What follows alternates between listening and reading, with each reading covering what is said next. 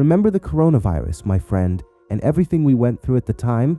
We'd wake up each day in a state of absolute fear, watching the numbers climb, new cases, more deaths here and there, and with each passing day, the danger grew. Well, today I want to show you something like that, but from a different perspective. One that's far more savage and terrifying than anything you or I went through during COVID. At the end of this video, I'll also explain exactly how this virus came about in the first place, so stay tuned. It all begins with Beth, who's at Hong Kong airport getting ready to board a plane back home. At this point, she clearly seems unwell, coughing a lot, but she doesn't pay much attention to it. She checks her phone to let her husband know she's on her way. Everything would seem fine, except Beth is coughing over a bowl of nuts she's snacking on, which means anyone else who eats those nuts could also catch whatever she has. After several hours, Beth makes it back home to her husband, Mitch, and her young son, Clark. She hugs Clark tightly as soon as she sees him, having missed him so much. Meanwhile, in Hong Kong, we meet a man who's extremely sick. After arriving home by metro and greeting his wife, he heads out the next day to see a doctor because his condition has worsened drastically.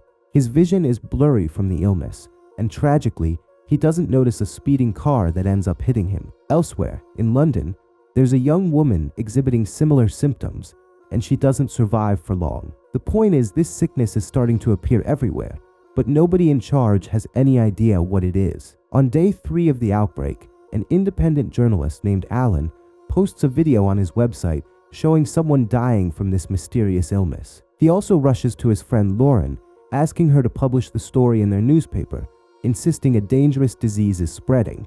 But she refuses, explaining there's no proof it's an actual epidemic, so Alan leaves in anger. The next day, Mitch is called by his son's school. They want him to pick up Clark, who's developed a high fever. Mitch does so and brings Clark home. Later on, when Mitch comes back, Beth has deteriorated dramatically. She collapses, her body seizing uncontrollably. Mitch panics, scoops her up, and rushes her to the hospital. Strangely, Beth's condition worsens the moment she arrives at the hospital, her seizures growing more violent. Mitch is frantic, but the doctors ask him to step outside so they can work on her. After a short while, one of the doctors emerges sadly and informs Mitch that Beth has died. Mitch is in total disbelief. Just 2 days ago, her symptoms seemed like a mild flu. He even shouts at the doctor, refusing to believe his wife could have died of the flu. Trying to offer him some explanation, the doctor says an autopsy might help determine the exact cause of her sudden death. Mitch initially refuses, not wanting Beth's body disturbed, but his mind changes almost immediately when he learns that Clark has died in the very same way. In what feels like a single day, Mitch has lost almost his entire family, leaving only his older daughter Jory, who's currently away from home. 5 days after the illness first appears, it's practically everywhere, and at last, government officials begin to take it seriously. Because Clark died of the same disease, Beth's body is taken to the morgue for an autopsy. Mitch, devastated and wanting answers, finally agrees in hopes of learning more. During the examination of Beth's brain, the doctor is so horrified by what he sees that he immediately orders his assistant to call the health department. Early the next day, the head of the disease control agency, Cheever, hears about this and meets with Dr. Mears, an expert in viruses, to figure out what Beth had. Cheever tells Mears that among the 32 confirmed cases, 5 people have already died. He instructs her to head to Beth's city to isolate the sick and quarantine anyone who might have been exposed. So Mears packs up and goes straight to the airport, aiming to track down all Beth's recent contacts, quarantine anyone showing symptoms, and stop the disease from spreading further. Before long, Mears arrives at the local health department. By then, the tally is up to 47 people infected and 8 deaths. She informs everyone there that the virus spreads through airborne droplets and physical contact. If an infected person simply touches someone else, that person can catch it. The officials are stunned. Mears assures them they'll identify the exact virus within a few days, since samples have already been sent to the Disease Control Center. Then we see a level 4 laboratory, the kind that handles extremely dangerous pathogens. Dr. Ellie and her assistant are there, analyzing this virus and studying its structure. Ellie can't piece together its genetic makeup on her own, so she tells her assistant to get in touch with Dr. Sussman, a brilliant virologist who might be the only one capable of decoding it. 7 days after the outbreak first appeared, we find Cheever in a meeting with Interior Minister Lyle. trying to determine how this virus even made it into their country. Dennis, from the Interior Ministry, suspects some foreign nation deliberately used birds infected with the virus, which then entered their airspace and sparked the outbreak. Cheever dismisses the idea outright, calling it impossible. In the end, Lyle decides to shut down the school Clark attended because 3 students have died from the illness. The school closure is an attempt to contain the virus and protect the remaining students. Meanwhile, Dr. Mears goes to the company where Beth worked to question her colleagues about any recent contact they might have had with her. Everyone is terrified, fearing they might be infected. But after listening to their stories, Mears reassures them that if they had contracted the virus, they would already be symptomatic. When Mears asks if anyone else spent time with Beth, someone mentions a coworker named Aaron who picked her up from the airport. Alarmed, Mears calls Aaron.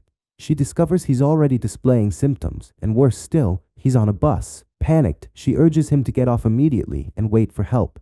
Aaron, scared, tries to comply, but as he's stepping off the bus, he coughs and grabs the handrail, something nearly every passenger uses. He manages to leave the bus, then collapses. Mears arrives soon after and has him taken away by ambulance.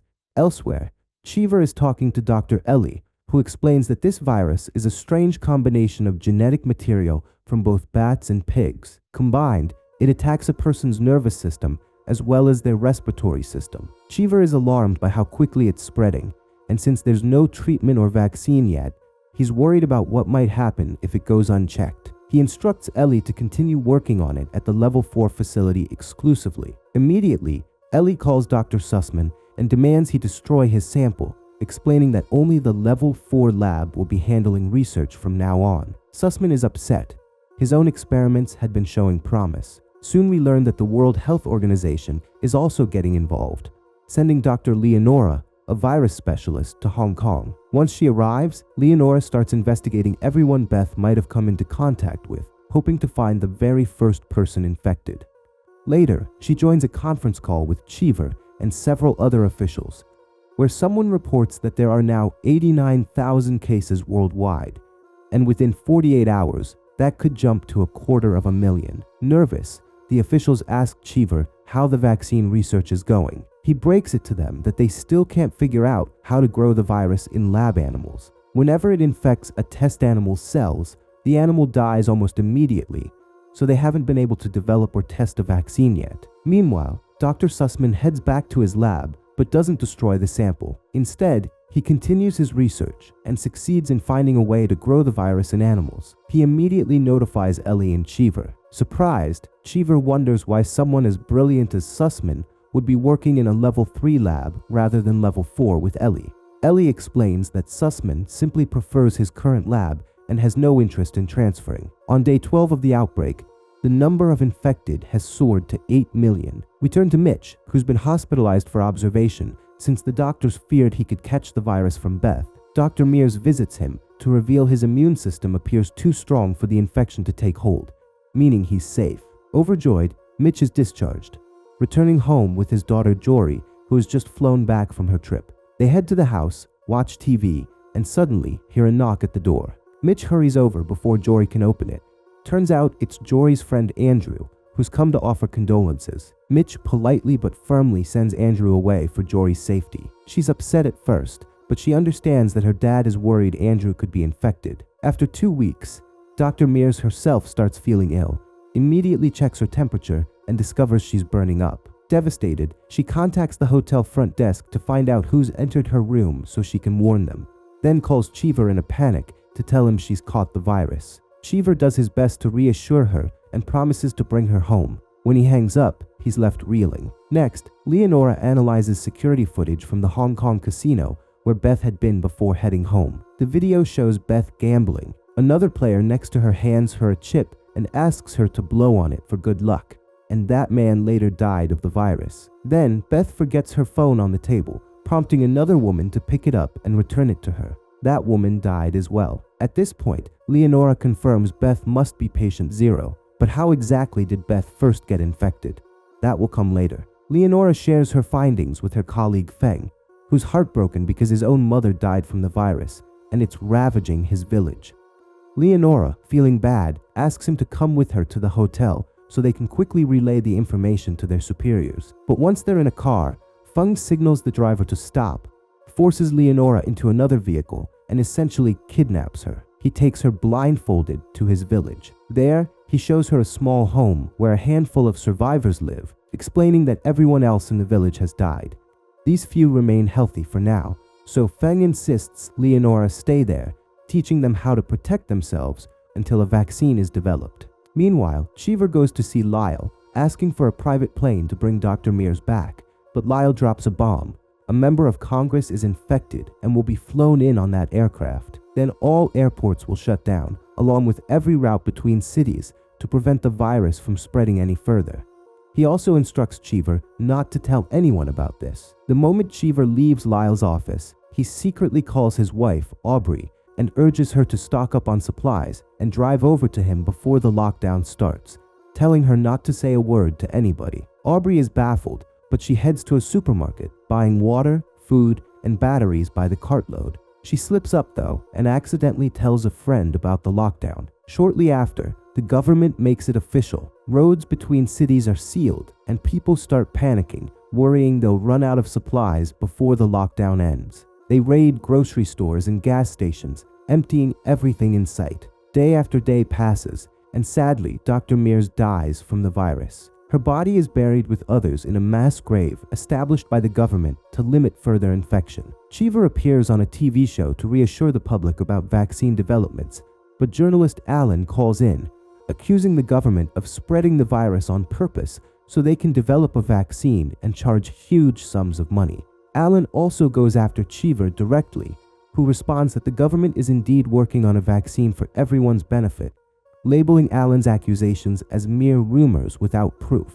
Furious, Alan claims Cheever is covering up how many people are really infected, pointing out that he warned his own wife and told her to leave the city before the lockdown. Public opinion quickly turns against Cheever, and he's told he'll be investigated after the crisis is over. Shaken, Cheever heads back to his office, where Dr. Ellie arrives in a panic. She informs him that the virus has mutated yet again and is now spreading even faster. Horrified, Cheever calls another meeting and explains that the death rate is up 35%, and at this pace, most of the population will likely get infected. Worse, the monkeys in the test labs are dying as soon as they're given any experimental vaccine. The group is terrified. There's still no end in sight. By now, entire cities and streets are empty, with everyone staying quarantined at home. Around day 26, most people's food supplies have run out, so the government begins distributing what they have. Mitch lines up to receive provisions like everyone else, but the workers soon run out,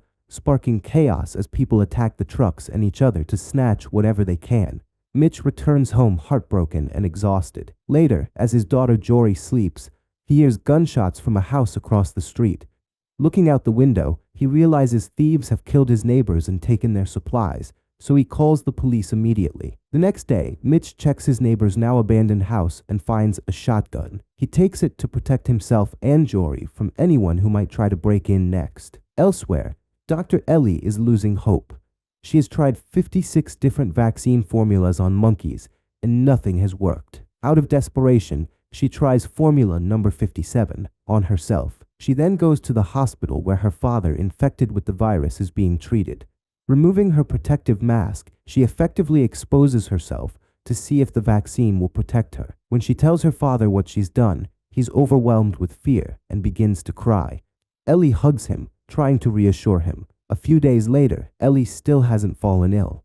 She announces that her vaccine works and production commences at multiple facilities. The problem is that making enough doses for the entire world could take at least a year. 4 months after the outbreak began, they finally have a decent supply, and the government ships the vaccine to hospitals everywhere by truck and plane. 2 days later, Minister Lyle holds a press conference to conduct a lottery determining who gets vaccinated first. Cheever notices Ellie isn't with Lyle in the main hall, so he goes to her office and encourages her to come out, saying it's because of her that they even have a vaccine in the first place. Ellie declines, but appreciates the sentiment.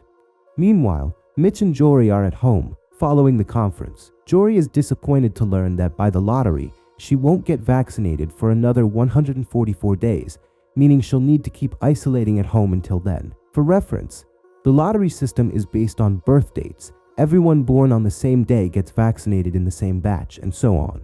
The next day in Hong Kong, Leonora is teaching Feng's village children. Thankfully, they're still healthy. Feng arrives, takes Leonora, and drives off.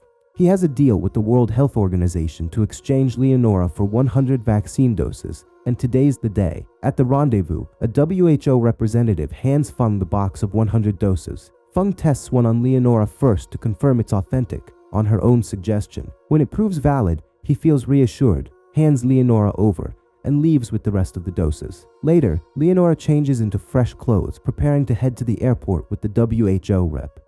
That's when the rep reveals the 100 doses given to Feng were only placebos. Leonora is stunned, realizing the children she's come to care about will receive no real protection.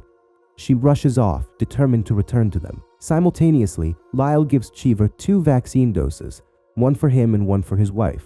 Cheever thanks him. Afterward, Cheever passes one of the doses to the child of a staff member he deeply cares about, shaking the father's hand and leaving. When he gets into his car, he puts on the wristband signifying he's been vaccinated. Once home, he gives the second dose to his wife and places another wristband on her as well. With the vaccine taking effect, the spread of the virus finally begins to slow. We see Ellie storing the vaccine's formula in a hidden repository within the lab, alongside formulas for treatments of previous epidemics. Time passes, and finally, a happy day arrives for Jory. She's celebrating her graduation. Mitch throws a small party for her, giving her a new dress. Jory is thrilled, especially when her friend Andrew shows up. He's been vaccinated, so they're free to celebrate together for the first time since the outbreak began. Oh, right, nearly forgot to explain how the virus started in the first place. The whole chain of events began when a bat grabbed a piece of banana in its mouth and flew back to a pig farm like it did every day. The bat dropped that piece of banana on the ground. A pig ate it, and the next day, that pig was among those sent to a Chinese restaurant. When the chef received the pig, he was cleaning its mouth with his fingers until an assistant asked him to come out and meet Beth. In his rush, he didn't wash his hands. He then stepped out and shook Beth's hand, inadvertently transferring the virus to her. And that, my friend, is where it all began. And that's the end. Take care.